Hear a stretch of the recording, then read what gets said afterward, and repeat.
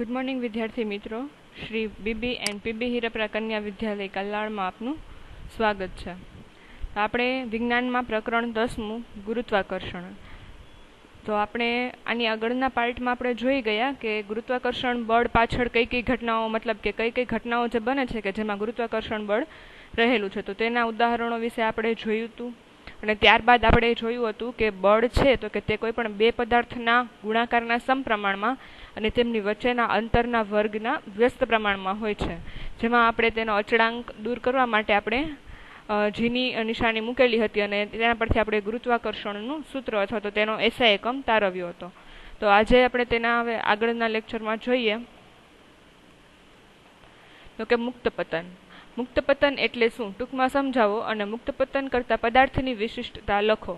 કે જ્યારે કોઈ પદાર્થને કોઈ પણ પ્રકારનું બાહ્ય બળ આપ્યા સિવાય અમુક ઊંચાઈથી છોડવામાં આવે ત્યારે તે પદાર્થ પૃથ્વીના ગુરુત્વાકર્ષણ બળની અસર હેઠળ સુરક્ષ પથ પર નીચે તરફ ગતિ કરે છે. આ સંજોગોમાં પદાર્થ મુક્ત પતન કરે છે એમ કહેવાય. ધારો કે અહીંયા એક વ્યક્તિ બતાવવામાં આવેલો છે કે જે ઉપરથી નીચેની તરફ કૂદે છે, બરાબર. તો તે કેવું મુક્ત પતન થશે કે પહેલા તેની અવસ્થા સ્થિર હતી અને ત્યારબાદ હવે તે કૂદે છે એટલે કે તેના વેગમાં વધારો થશે અને કે તે પૃથ્વીના ગુરુત્વાકર્ષણ બળને કારણે તેની નીચેની દિશામાં જ ગતિ કરશે, કે તે વર્તુળાકાર ગતિ નહીં કરે પરંતુ કે સુરેખ પથ પર ગતિ કરશે, કેમ કે તેને નીચેથી ગુરુત્વાકર્ષણ બળ નીચેની તરફ ખેંચે છે એટલે કે તે પૃથ્વી પર પડશે. તો તેથી આપણે કહી શકાય કે તે સુરેખ પથ પર નીચેની તરફ ગતિ કરે છે, તો તેને કેવું કહેવાય? મુક્ત પતન કહેવાય. તો મુક્ત પતન પામતો પદાર્થ શરૂઆતમાં સ્થિર અવસ્થામાં હોવાથી તેનો પ્રારંભિક વેગ કેવો હોય છે? શૂન્ય હોય છે.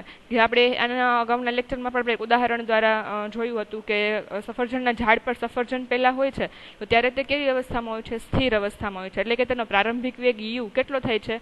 શૂન્ય થાય છે. પરંતુ જ્યારે તે ઉપરથી નીચેની દિશામાં ગતિ કરે છે એટલે કે તેનું મુક્ત પતન થાય છે ત્યારે તેના વેગમાં વધારો થાય છે. તો પદાર્થને મુક્ત કરતા તે ગુરુત્વાકર્ષણ બળની અસર હેઠળ પ્રવેગિત ગતિ કરે છે. મુક્ત પતન કરતા પદાર્થની વિશિષ્ટતા.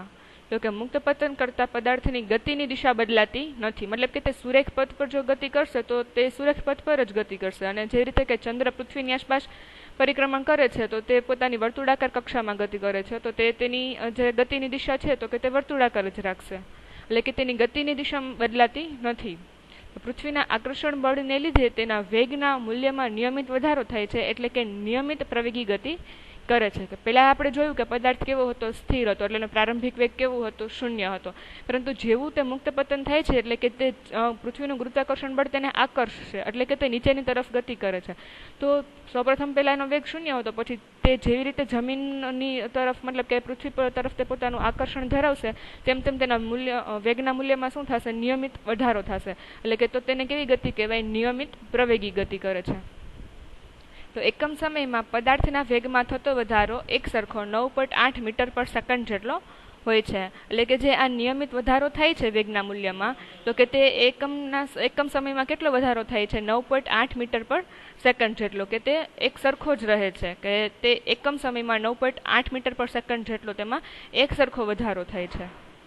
તો ગેલિલિયોના મત મુજબ કે મુક્ત પતન કરતા પદાર્થનો પ્રવેગ પદાર્થના દળ કે આકાર પર આધાર રાખતો નથી. એટલે કે જે મુક્ત પતન કરતો જે પદાર્થ છે તો કે તેનો પ્રવેગ પદાર્થના દળ કે આકાર પર આધાર રાખતો નથી, કે પદાર્થનો આકાર ગોળ હોય, ચોરસ હોય, લંબચોરસ હોય, કે તેનું દળ કોઈ પણ હોય, કે 5 કિલોગ્રામ છે કે 50 કિલોગ્રામ છે કે 0.5 કિલોગ્રામ છે, કોઈ પણ તેનું દળ હોય, એટલે કે તે તેના દળ કે આકાર એના પર આધાર રાખતો નથી. પણ પરંતુ પ્રવેગ કોના ઉપર આધાર રાખે છે? કે જે ગુરુત્વાકર્ષણ બળ લાગે છે અને તે વસ્તુને તે નીચેની તરફ ખેંચે છે, તો કે તે ગુરુત્વાકર્ષણ ઉપર તેનો પ્રવેગ આધાર રાખે છે. પછી ગુરુત્વ પ્રવેગ એટલે શું? તો કે સ્મોલ જી અને કેપિટલ જી વચ્ચેનો સંબંધ દર્શાવતું વ્યાપક સૂત્ર મેળવો. તો પદાર્થ પર લાગતા પૃથ્વીના ગુરુત્વાકર્ષણ બળને લીધે પદાર્થમાં ઉદ્ભવતા પ્રવેગને ગુરુત્વ પ્રવેગ જી કહે છે. આપણે જોયું કે આપણે નોર્મલી પ્રવેગ કોને કહેતા હોય તો કે પદાર્થના જે વેગ છે તો કે એમાં નિયમિત રીતે વધારો થતો હોય તો આપણે તેને પ્રવેગ કહેતા હોય. પરંતુ હવે અહીંયા ગુરુત્વ પ્રવેગ કે જે પદાર્થના પૃથ્વીના ગુરુત્વાકર્ષણ બળને લીધે જે પદાર્થમાં પ્રવેગ ઉદ્ભવે છે, આપણે જોયું અત્યારે કે પ્રવેગ છે તો કે તે વસ્તુનો પ્રવેગ છે તો કે તે તેના દળ અને આકાર પર આધારિત નથી. કોના પર આધાર રાખે છે? તો કે ગુરુત્વાકર્ષણ બળ. તો કે તેને લીધે જે પદાર્થમાં પ્રવેગ ઉદ્ભવે છે તો કે તેને ગુરુત્વ પ્રવેગ કહે છે અને તેને સ્મોલ જી વડે દર્શાવવામાં આવે છે. જો પૃથ્વીનું દળ ME હોય, એટલે કે માસ એટલે કે દળ, અને પૃથ્વી માટે એટલે કે અર્થ એટલે કે E, તો પૃથ્વીની ત્રિજ્યા કેટલી હોય? RE. તો પૃથ્વીના કેન્દ્રથી D જેટલા અંતરે રહેલા M દળના પદાર્થ પર લાગતું ગુરુત્વાકર્ષણ બળ. આ સૂત્ર આપણે કાલે જોયું હતું કે F =G_me/m/d², એટલે કે કોઈ પણ બે પદાર્થના દળોના ગુણાકારમાં અને તેમની વચ્ચેના અંતરના વર્ગના વ્યસ્ત પ્રમાણમાં હોય છે. તો ન્યૂટનના ગતિના બીજા નિયમ મુજબ પદાર્થ પર લાગતું બળ એ પદાર્થના દળ અને પ્રવેગના ગુણનફળ જેટલું હોય છે. તો આપણે આ ન્યૂટનના ગતિના બીજા નિયમમાં આપણે જોઈ ગયા હતા આના અગાઉના ચેપ્ટરમાં કે તેમની વચ્ચે લાગતું બળ એટલે કે F, તો કે કેવું હશે? પદાર્થનું દળ અને પ્રવેગ, દળ એટલે કે M અને પ્રવેગ એટલે A, તો કે બંનેના ગુણનફળ જેટલું, એટલે કે આપણે લખી શકીએ કે F =ma. હવે જો ગુરુત્વ પ્રવેગની વ્યાખ્યા પરથી અહીંયા જો કોઈ પણ પદાર્થ પર લાગતો પ્રવેગ A હોય એટલે આપણે એને A વડે દર્શાવીએ છીએ, પરંતુ ગુરુત્વાકર્ષણ બળને લીધે પદાર્થ પર લાગતો પ્રવેગ કેવો કહેવાશે? ગુરુત્વ પ્રવેગ. તો આપણે આ A બરાબર G લખી શકીએ, બરાબર. તો A =G, તો હવે આ A ની બદલે હું અહીંયા G લખી નાખું, તો F m×G. તો આ જે આપણને સમીકરણ પહેલું અને આ જે સમીકરણ ત્રીજું મળ્યું, તો આમાં આપણને F ની કિંમત મળી ગઈ. તો અહીંયા આપણે આ F છે એની બદલે હું અહીંયા mg લખી નાખું. આ F બરાબર mg મળ્યું છે, તો અહીંયા F ની બદલે હું mg બરાબર G me/m/d², આવી રીતે હું લખી શકું, બરાબર. પછી હવે આ બંને સાઈડ આ માસ છે, મતલબ કે આ જે પદાર્થનું દળ છે એ બંને સાઈડ સરખું છે, તો આપણે તે સામસામે કેન્સલ થઈ જશે, એટલે શું થશે કે સ્મોલ g બરાબર કેપિટલ G m/d². તો હવે સ્મોલ g એટલે કે ગુરુત્વ પ્રવેગ G_me/d². સૂત્ર પરથી પૃથ્વીની સપાટી પર ગુરુત્વ પ્રવેગ શોધવાનું સૂત્ર જણાવો. તો કે પૃથ્વીના કેન્દ્રથી એટલે કે D જેટલા અંતરે ગુરુત્વ પ્રવેગ. ધારો કે આપણે કોઈ પૃથ્વીના કેન્દ્રથી D જેટલા અંતરે કોઈ ગુરુત્વ પ્રવેગ લાગતો હોય તો આપણે તેને સ્મોલ g વડે દર્શાવતું. તો એનું આપણે સૂત્ર શું મેળવ્યું? તો કે G_me/d², બરાબર. કે જ્યાં D એટલે કે જે અંતર છે તો કે તે કેવું છે? પૃથ્વીની ત્રિજ્યા કરતાં વધારે છે. પૃથ્વીની સપાટી પર કે તેની નજીક રહેલા પદાર્થ માટે D =RE લખતા, એટલે કે અહીંયા જે આ D છે તો આપણે કોઈ પદાર્થનું અંતર આપણે ધાર્યું છે, તો આપણે એને એમ જ ધારી લઈએ કે પૃથ્વીની ત્રિજ્યા, તો તે પણ પદાર્થ સાથે રહેલું તેનું અંતર જ થશે. તો G =G_me/RE². આ જ સૂત્ર છે, પરંતુ અહીંયા આપણે D =RE કર્યું, એટલે આ D નો વર્ગ છે તો એને બદલે આપણે RE નો વર્ગ લખશું. તો સમીકરણ 1 માં G, me અને RE ના મૂલ્ય મૂકવામાં આવે તો G બરાબર આપણને કેટલા મળશે? 9.8 મીટર/સેકન્ડ² મળે છે.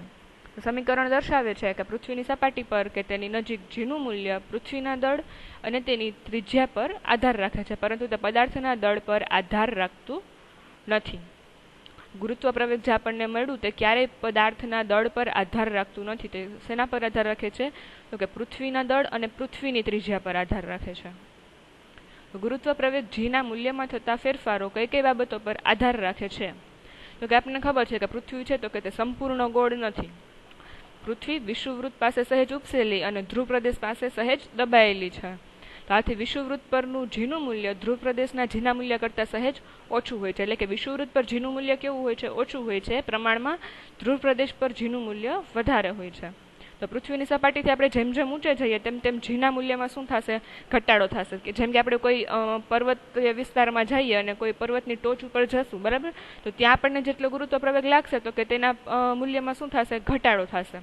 તો પૃથ્વીની સપાટી પર જે તે સ્થળે G ના મૂલ્યમાં સૂક્ષ્મ તફાવતો જોવા મળે છે. એટલે કે આપણે કોઈ મેદાનીય પ્રદેશ ઉપર ઊભા હોય તો આપણે જેટલું ગુરુત્વ પ્રવેગ લાગતું હોય, બરાબર, તો તેના કરતાં આપણે કોઈ ઊંચાઈવાળી જગ્યાએ જઈએ તો આપણને ગુરુત્વ પ્રવેગ જે લાગશે તો કે તેના મૂલ્યમાં શું થશે?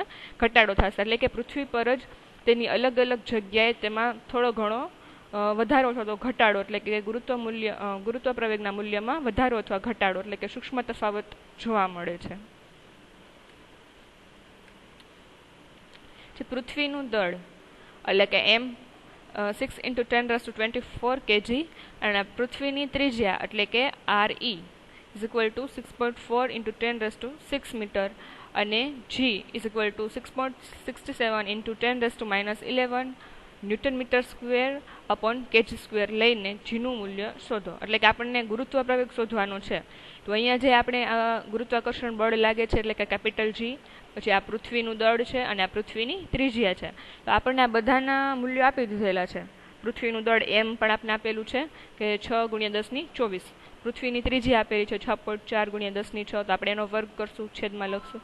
અને આ જે કેપિટલ જી છે તો એનું મૂલ્ય પણ આપેલું છે 6.67 × 10⁻11. તો આપણે એ લખશું.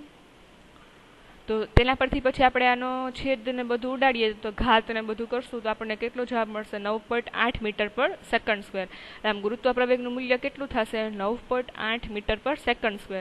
અને આગળ પણ આપણે જોઈ ગયા કે એકમ સમયમાં ગુરુત્વ પ્રવેગમાં જે વધારો થાય છે તો કે તે કેટલો થશે? 9.8 મીટર/સેકન્ડ². આ એનું ચોક્કસ મૂલ્ય છે કે આટલો જ વેગમાં વધારો થશે. અચળ પ્રવેગી ગતિના સમીકરણો પરથી મુક્ત પતન કરતા પદાર્થની ગતિના સમીકરણો મેળવો. તો આપણે પ્રકરણ 8મું ગતિ, તેમાં આપણે આ જે સૂત્ર હતા તેમાં આપણે આ ગતિ પરથી આ સૂત્ર તારવ્યા હતા કે v = u + at = ut + ½ at² અને 2as = v² - u². આ આપણે પ્રકરણ 8મું ગતિમાં આપણે આ સમીકરણો તારવ્યા હતા. બરાબર. તો હવે આપણે એમ ધારી લઈએ કે કોઈ h ઊંચાઈથી મુક્ત પતન કરતા પદાર્થની ગતિના સમીકરણો લખવા છે આપણે. તો આપણે તેને નીચે મુજબ વ્યાખ્યાયિત કરી શકાય કે જો કોઈ મુક્ત પતન કરતો પદાર્થ હશે તો પ્રારંભમાં પહેલા તો કેવો હશે? સ્થિર હશે. એટલે એનો પ્રારંભિક વેગ કેવો થશે? 0. એટલે કે u બરાબર શું થશે? 0. એટલે પૃથ્વીના ગુરુત્વાકર્ષણ બળ હેઠળ અચળ પ્રવેગી ગતિ કરતો હોય છે. તો તેથી આપણે તેના પ્રવેગ બરાબર શું લખી શકીએ? ગુરુત્વ પ્રવેગ લખી શકીએ. એટલે કે a = g. અને કાપેલું અંતર એટલે કે s છે. અહીંયા જે આ s છે બધા સમીકરણમાં એ s એટલે કે કાપેલું અંતર. તો હવે પદાર્થને આપણે મુક્ત પતન કરાવશું તો તે કેટલું અંતર કાપશે? તો કે જેટલી ઊંચાઈથી આપણે એને મુક્ત કર્યો છે તો એટલી ઊંચાઈ તો એટલું અંતર કાપશે. એટલે કે આપણે અહીંયા કાપેલું અંતર s બરાબર શું લેશું? h. તો હવે આ જે સમીકરણો છે, આ 3 સમીકરણો, એમાં આ u, a અને s ની કિંમત આપણે મૂકીએ તો આપણને મુક્ત પતન કરતા પદાર્થના ગતિના સમીકરણો મળી રહે. બરાબર.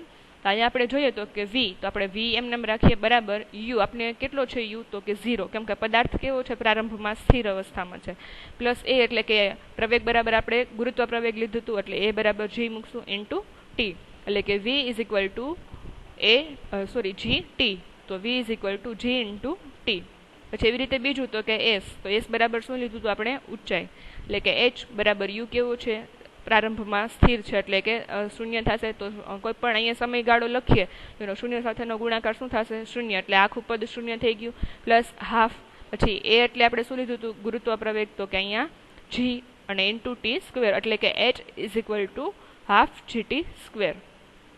પછી ત્રીજું જોઈએ તો કે અહીંયા 2 એની બદલે આપણે g લખશું અને s ની બદલે h લખશું. તો 2gh = v² - u². તો u² એટલે કે આપણે તો 0 છે u આપણી પાસે, તો અહીંયા ખાલી શું વધશે? v². એટલે કે 2gh = v². આ પ્રમાણે આપણે ગતિના સમીકરણો પરથી મુક્ત પતન કરતા પદાર્થના ગતિના સમીકરણો મેળવી શકીએ છીએ. જે મુક્ત પતનનું તમે શું અર્થઘટન કરશો? તો કે જ્યારે કોઈ પદાર્થને કોઈ પણ પ્રકારનું બાહ્ય બળ આપ્યા સિવાય અમુક ઊંચાઈથી મુક્ત કરવામાં આવે ત્યારે તે પદાર્થ માત્ર પૃથ્વીના ગુરુત્વાકર્ષણ બળની અસર હેઠળ સુરેખ પથ પર નીચે તરફ ગતિ કરે છે. આ સંજોગોમાં પદાર્થ મુક્ત પતન કરે છે તેમ કહેવાય. એટલે કે પદાર્થને જો આપણે અમુક ઊંચાઈથી નીચેની તરફ આપણે તેને મુક્ત પતન કરવામાં આવે તો તેનો પહેલે તો ગતિ કઈ દિશામાં હશે? તો કે સુરેખ પથ પર હશે તેની ગતિ. બરાબર. અને તે નીચેની તરફ જ ગતિ કરે છે તો તેને શું કહેવાશે? મુક્ત પતન કરે છે તેમ કહેવાશે. અથવા તો કોઈ પદાર્થ આપણે છે કે કોઈ પથ્થર છે તો આપણે એને નીચેથી ઉપરની તરફ ફેંકશું. બરાબર. તો પણ તે અમુક ઊંચાઈ પ્રાપ્ત કરીને પાછો તે ગુરુત્વાકર્ષણ બળને કારણે ઉપરથી તે નીચેની તરફ જ આવશે. એટલે કે તે અમુક ઊંચાઈ પ્રાપ્ત કર્યા પછી પાછો નીચેની તરફ આવે છે તો તેને પણ શું કહેવાશે? મુક્ત પતન. તો ગુરુત્વીય પ્રવેગનું તમે શું અર્થઘટન કરશો? તો કે પદાર્થ પર લાગતા પૃથ્વીના ગુરુત્વાકર્ષણ બળને લીધે તેમાં ઉદ્ભવતા પ્રવેગને ગુરુત્વીય પ્રવેગ કહે છે.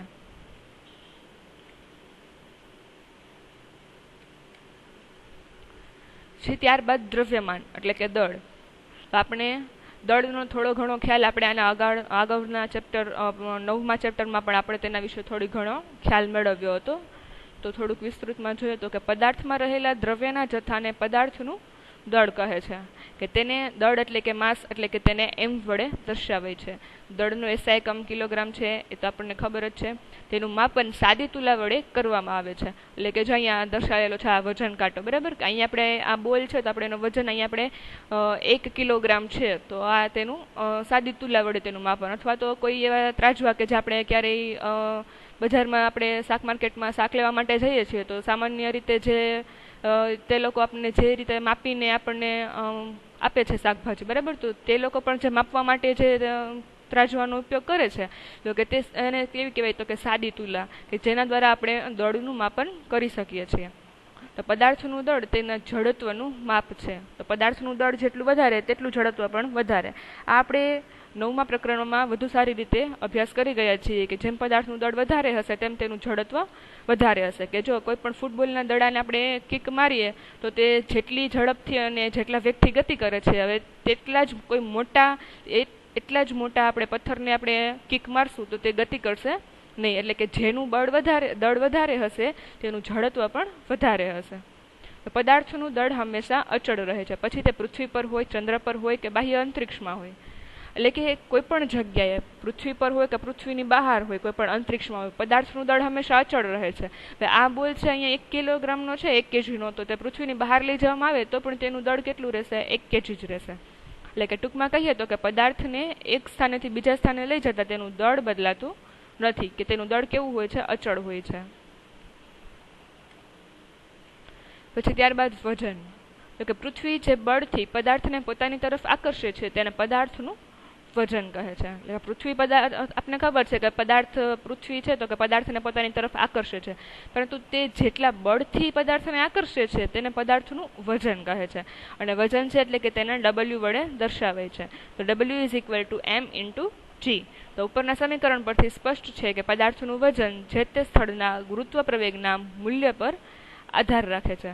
કે પદાર્થનું વજન એક બળ છે કે જેના વડે તે પૃથ્વી તરફ આકર્ષાય છે, તેથી વજનનો એસઆઈ એકમ ન્યૂટન છે. કે આ વજન છે તો કે વજન કોને કહેવાય? તો કે પૃથ્વી જે બળથી પદાર્થને પોતાની તરફ આકર્ષે છે, બરાબર.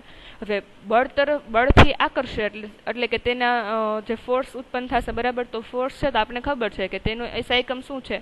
ન્યૂટન છે. તો અહીંયા જે આ વજન છે તો કે તે પણ એક જાતના બળથી જ પદાર્થને આકર્ષે છે, બરાબર. પૃથ્વી છે તો કે તે બળથી જ પદાર્થને પોતાની તરફ આકર્ષે છે, તો તેના પર પણ બળનો જ ઉપયોગ થયો. તો બળ એટલે કે તેનો એસઆઈ એકમ શું થશે?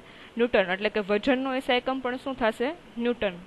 તો પદાર્થના વજનને મૂલ્ય અને દિશા બંને હોય છે, અને દિશા નીચે તરફ પૃથ્વીના કેન્દ્ર તરફની દિશામાં હોય છે. એટલે કે વજન છે પદાર્થનું વજન, તેના મૂલ્ય અને દિશા બંને હોય છે. અને તેની દિશા કઈ તરફ હોય છે? તો કે પૃથ્વીના કેન્દ્ર તરફની દિશા હોય છે. તેનું માપન સ્પ્રિંગ કાંટા વડે થઈ શકે છે. આપણે ખબર છે કે આપણે સ્પ્રિંગ કાંટો જોયો જોઈએ, ક્યારે પણ કોઈ પણ વસ્તુ આપણે એનું વજન માપવું હોય તો આપણે તેને સ્પ્રિંગ કાંટા દ્વારા માપીએ છીએ. કે અહીંયા કોઈ વસ્તુને આપણે ટીંગાડીએ તો અહીંયા છે તો કે તેનું અહીંયા જેટલું માપ થશે, જેટલું વજન થશે એનું, તો કે તે અહીંયા તેનું રીડિંગ બતાવશે, બરાબર. તો પૃથ્વી પરના આપેલા સ્થળે જીનું મૂલ્ય અચળ છે, તેથી આપેલા સ્થળે પદાર્થનું વજન તેના દ્રવ્યમાન એમના સમપ્રમાણમાં હોય છે. એટલે કે W = m. કેમ કે જ્યારે ગુરુત્વ પ્રવેગ નું મૂલ્ય અચળ હોય તો ત્યારે આપણે કહી શકાય કે પદાર્થનું વજન તેના દ્રવ્યમાનના સમપ્રમાણમાં છે. તો આ કારણે જ આપેલ સ્થળે પદાર્થના વજનને તેના દ્રવ્યમાનના માપ સ્વરૂપે ઉપયોગમાં લઈ શકાય છે. પૃથ્વીની સપાટી પર જુદા જુદા સ્થળોએ જીના મૂલ્યમાં જોવા મળતા તફાવતને કારણે પદાર્થના વજનમાં પણ તફાવત જોવા મળે છે. આપણે જોયું કે જેવી રીતે આપણે વિષુવવૃત્તના પ્રદેશો છે તો કે તેમાં થોડુંક ઓછું ગુરુત્વ પ્રવેગ જોવા મળશે, જ્યારે ધ્રુવ પ્રદેશ હશે તો કે તેમાં, એટલે કે ઊંચાઈવાળી જગ્યાએ આપણે જેમ જાશું તો કે તેમ થોડુંક તેનું ગુરુત્વ પ્રવેગ છે તો કે તેના મૂલ્યમાં થોડોક વધારો, થોડો ઘટાડો, એટલે કે જે સૂક્ષ્મ તફાવત જોવા મળે છે, તો તેને કારણે અહીંયા આપણે જે પદાર્થ છે તો કે તેના વજનમાં પણ તફાવત જોવા મળે છે. તો કોઈ એક પદાર્થનું દળ પૃથ્વી પર કે બીજા કોઈ પણ ગ્રહ પર સમાન રહે છે, પરંતુ પ્રત્યેક ગ્રહ પર ગુરુત્વ પ્રવેગનું મૂલ્ય અલગ અલગ હોવાથી પદાર્થનું વજન ત્યાં અલગ અલગ હોય છે. આપણે ગુરુત્વાકર્ષણ બળ છે તો કે તેને આપણે સાર્વત્રિક અચળાંક કહીએ છીએ, કેમ કે તે પૃથ્વીની અંદર અથવા તો પૃથ્વીની બહાર એટલે કે બ્રહ્માંડમાં બધી રીતે તે સરખો લાગુ પડે છે, એટલે આપણે તેને સાર્વત્રિક અચળાંક કહીએ છીએ. પરંતુ આપણે જે ગુરુત્વ પ્રવેગ જી છે એ તો આપણે પૃથ્વી પર અલગ અલગ જગ્યાએ જઈએ તો પણ તેનું મૂલ્ય બદલાય છે, તો પૃથ્વીની બહાર તો તેનું મૂલ્ય બદલાશે જ, બરાબર. તો આપણે તેવી રીતે પૃથ્વીની બહાર એટલે કે અંતરિક્ષમાં અથવા તો બીજા કોઈ પણ ગ્રહ પર જોઈએ તો કે ગુરુત્વ પ્રવેગનું મૂલ્ય કેવું હશે, અલગ અલગ હશે. તો ગુરુત્વ પ્રવેગનું મૂલ્ય અલગ અલગ હશે તો તેનું વજન પણ ત્યાં અલગ અલગ થશે.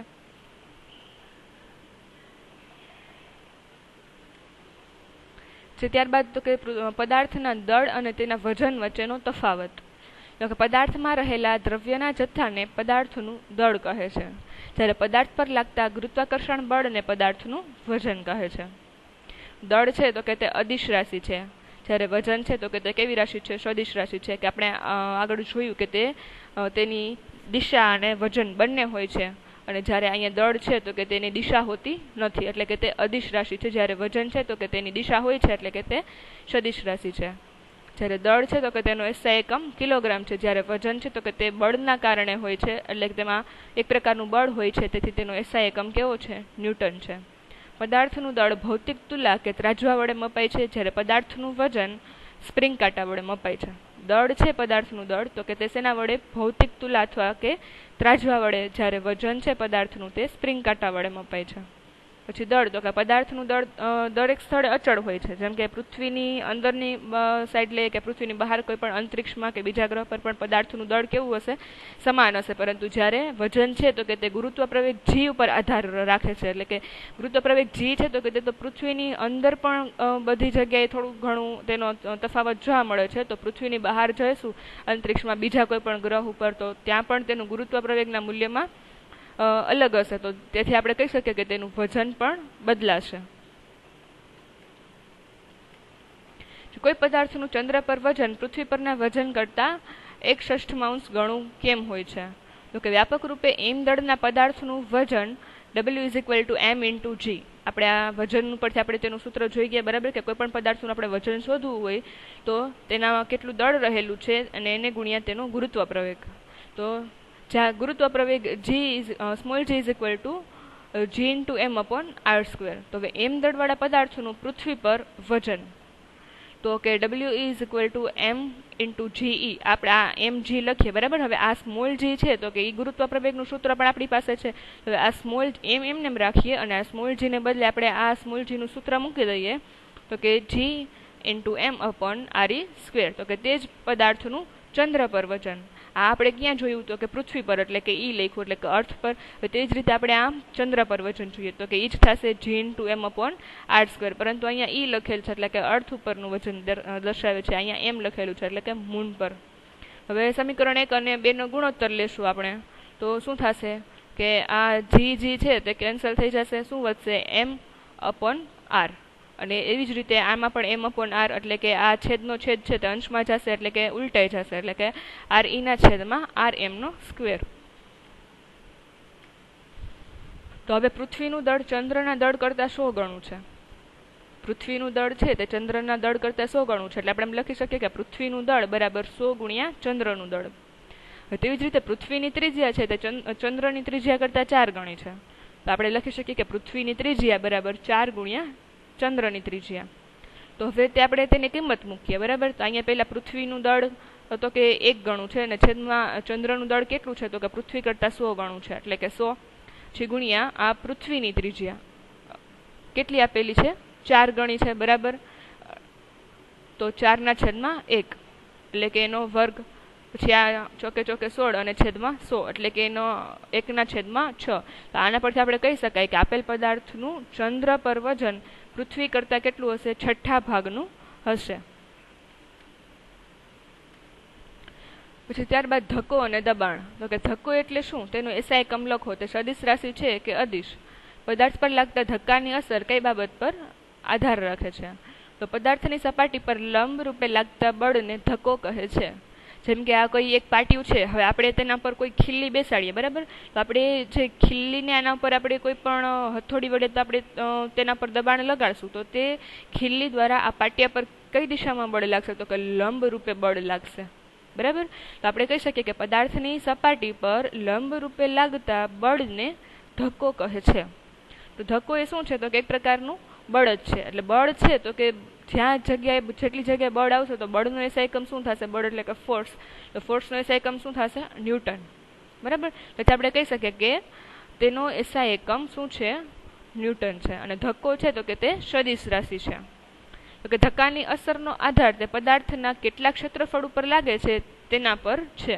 કે જો અહીંયા આપણે એક ખીલ્લી આપણે બેસાડવી હોય તો આપણે ખીલ્લી પર હથોડી વડે આપણે જે બળ લગાડીએ છીએ, બરાબર, તો હવે તે આ જે પાટિયાનું જેટલું ક્ષેત્રફળ છે તો કે તેના પર કેટલું દબાણ લાગે છે તેના પર આધાર રાખે છે.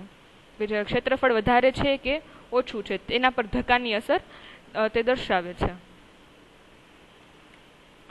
પછી ધક્કાની અસર નો આધાર તે પદાર્થ અથવા તો વસ્તુના કેટલા ક્ષેત્રફળ ઉપર લાગે છે તેના પર છે. તો કે તે ઉદાહરણ દ્વારા સમજાવો. તો અહીંયા પણ એ જ ઉદાહરણ દર્શાવેલું છે. તો કે જોઈએ તો કે જ્યારે કોઈ બુલેટિન બોર્ડ પર એક ચાર્ટ લગાવવો હોય તો તે કાર્ય કરવા માટે ડ્રોઈંગ પિનને અંગૂઠા વડે દબાવવી પડે છે. અહીંયા જે દર્શાવેલું છે, ધારો કે આપણે કોઈ બુલેટિન બોર્ડમાં કોઈ ચાર્ટ લગાવવો હોય તો આપણે જે આ છે ટાચણી, બરાબર, તો તેને આપણે શું કરશું? તો કે અંગૂઠા દ્વારા આપણે તેના પર ધક્કો લગાડશું, એટલે કે આપણે તેના પર બળ આપશું. તો આ પરિસ્થિતિમાં પિનના ચપટા ભાગની સપાટીના ક્ષેત્રફળ પર બળ લગાડવામાં આવે છે, પણ આ બળ પિનની અણી પરના નાના ક્ષેત્રફળ પર લાગે છે, જે તેની બોર્ડની સપાટીને કેવું હોય છે? લંબ રૂપે હોય છે. આપણે અહીંયા અંગૂઠા દ્વારા જો તેને અહીંયા ધક્કો લગાડીએ છીએ તો કે આ ધક્કો છે તો કે તે અહીંયા આ ખીલ્લીનો જે આ અથવા તો જે આ ટોચનો ભાગ છે તો કે જે શીર્ષનો ભાગ છે તેના પર આ બધું બળ લાગશે, બરાબર. અને તે બળ છે તો કે તે આ સપાટી છે જે આ ચોરસ, તો એ ચોરસ સપાટીના કેવા? લંબ રૂપે લાગે છે. પરિણામે ડ્રોઈંગ પિન સહેલાઈથી બોર્ડમાં લાગી જાય છે અને ચાર્ટ બોર્ડ પર ચોંટી જાય છે. પછી બીજું ઉદાહરણ જોઈએ તો કે જ્યારે કોઈ વ્યક્તિ છે તો કે ધારો કે કોઈ રેતીના ઢગલા ઉપર આવી રીતે આમ કોઈ ઊભો હોય, બરાબર, તો હવે રેતી છે તો કે તેમાં અંદર ને અંદર વધારે ખૂસતો જાય છે, બરાબર. પરંતુ જ્યારે હવે કોઈ વ્યક્તિને એમ કહેવામાં આવે કે તમે રેતી પર સૂઈ જાઓ તો તે જેટલો ઊભો હતો ત્યારે તે જેટલો અંદર ખુશી જતો હતો તે જ્યારે રેતી પર સૂઈ જશે તો ત્યારે તે એટલો અંદરની સાઈડ તેના પર વજન નહીં લાગે. તો કઈ રીતે? તો આપણે ઉદાહરણ જોઈએ તો કે જ્યારે કોઈ વ્યક્તિ ઢીલી રેતી પર ઊભો હોય ત્યારે તેના પગ રેતીમાં ઊંડે સુધી ઘૂસી જાય છે, પરંતુ તે વ્યક્તિ જ્યારે તે રેતી પર સૂઈ જાય તો વ્યક્તિનું શરીર રેતીની અંદર પગના જેટલું ઘૂસતું નથી. મતલબ કે જ્યારે ઊભો હોય ત્યારે તે જેટલા પગ એના અંદરની દિશામાં આમ અંદરની સાઈડ આમ ઘૂસી જાય છે, ત્યારે જ્યારે તે સૂતો હોય ત્યારે તે એટલી અંદરની સાઈડ નથી ઘૂસી જતો. તો બંને સ્થિતિમાં રેતી પર લાગતું બળ વ્યક્તિના શરીરનું વજન છે જે સમાન છે. વ્યક્તિ ઊભો છે તો પણ તેનું જેટલું વજન હશે તેટલું જ રહેવાનું છે, અને સૂતો હશે તો પણ તેનું વજન જેટલું છે એટલું જ રહેવાનું છે, બરાબર. એટલે કે બંને પરિસ્થિતિમાં તેનું વજન શું છે? સમાન છે. જ્યારે વ્યક્તિ ઢીલી રેતી પર ઊભી હોય ત્યારે આ બળ વ્યક્તિના પગના ક્ષેત્રફળ પર લાગે છે.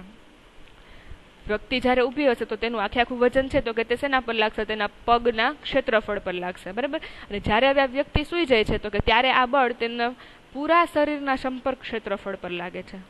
એટલે કે અહીંયા ક્ષેત્રફળની સપાટીમાં વધારો થઈ ગયો. જ્યારે પગ ઉપર ક્ષેત્રફળ લાગતું હતું તો કે પગની જેટલું વિસ્તાર હતો તો કે ક્ષેત્રફળ નાનું હતું, બરાબર, પગનો વિસ્તાર એટલો હતો. એટલે તો હવે જ્યારે આખો રેતી પર સૂઈ જાય છે તો ત્યારે શું થશે? તો કે તેના ક્ષેત્રફળમાં વધારો થાય છે. તો કે જે વ્યક્તિના પગના ક્ષેત્રફળની સાપેક્ષે વધારે છે. તો આમ સમાન મૂલ્યનું બળ જુદા જુદા ક્ષેત્રફળ પર જુદો જુદો પ્રભાવ પાડે છે. આપણે જોયું કે બળ તો એનું સમાન જ છે, વજન એનું જેટલું છે એટલું જ છે, ઊભો હોય ત્યારે પણ અને સૂતો હોય ત્યારે પણ, પરંતુ તે કયા ક્ષેત્રફળ ઉપર લાગે છે તેના પર આધાર રાખે છે. કે ઊભો હોય ત્યારે પગનું ક્ષેત્રફળ કેટલું હોય? નાનું હોય છે. જ્યારે સૂઈ જાય છે ત્યારે તેના આખા શરીર પર તે ક્ષેત્રફળ આખા શરીરનું ક્ષેત્રફળ ગણવામાં આવે તો તે વધારે થશે. એટલે કહી શકાય કે સમાન મૂલ્યનું બળ જ્યારે જુદા જુદા ક્ષેત્રફળો પર જુદો જુદો પ્રભાવ પાડે છે, એટલે કે જુદી જુદી અસર ઉપજાવે છે. તો આજના લેક્ચરમાં બસ આટલું જ.